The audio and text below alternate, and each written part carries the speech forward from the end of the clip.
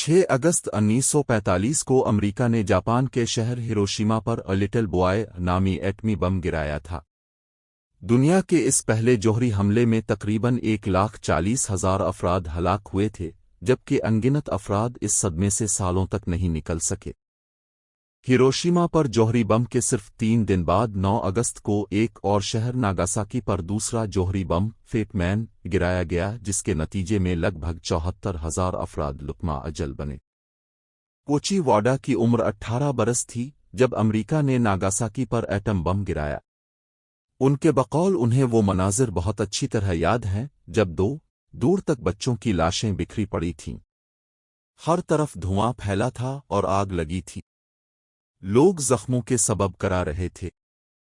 تباہ کن حملوں کے انتہائی خوفناک نتائج نے جاپان کے عوام کو عرصے تک ان کے خوف سے باہر نکلنے نہیں دیا۔ ان حملوں کے بہت سے حقائق وقت کے ساتھ ساتھ سامنے آتے رہے ہیں۔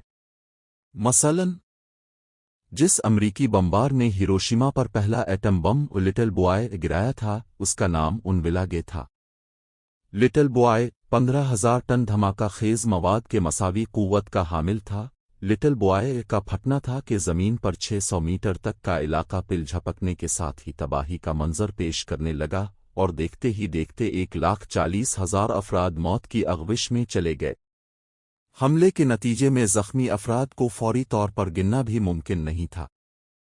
زخمیوں کی بڑی تعداد مہینوں اور سالوں تک زخموں کا علاج کراتی رہی، جبکہ متعدد افراد کئی مہلک بیماریوں میں بھی مبتلا ہوئے۔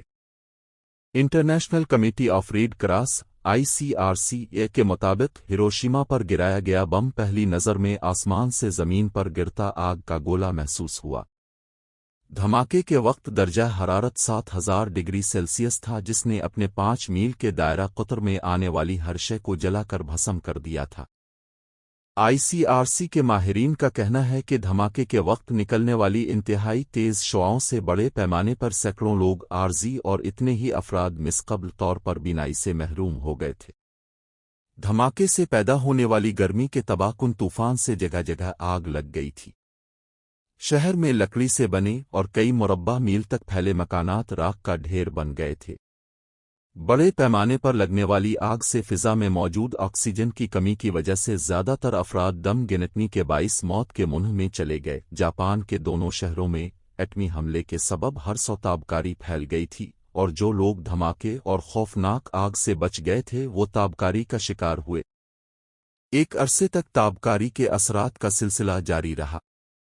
شدید تابکاری کے سبب لوگوں کو الٹیاں لگ گئیں، ان کے سر میں مستقل درد رہنے لگا، انہیں مہینوں تک متلی، اسہال اور خون کی کمی کا سامنا کرنا پڑا، جبکہ ان کے بال تک گر گئے۔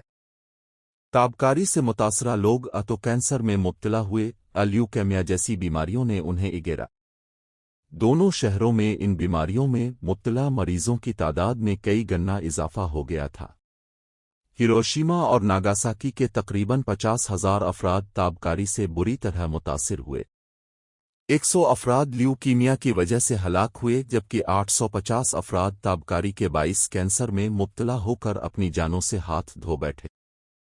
زندہ بچ جانے والے بے شمار افراد کئی دہائیوں تک جسمانی اور نفسیاتی صدمے سے جنگ لڑتے رہے۔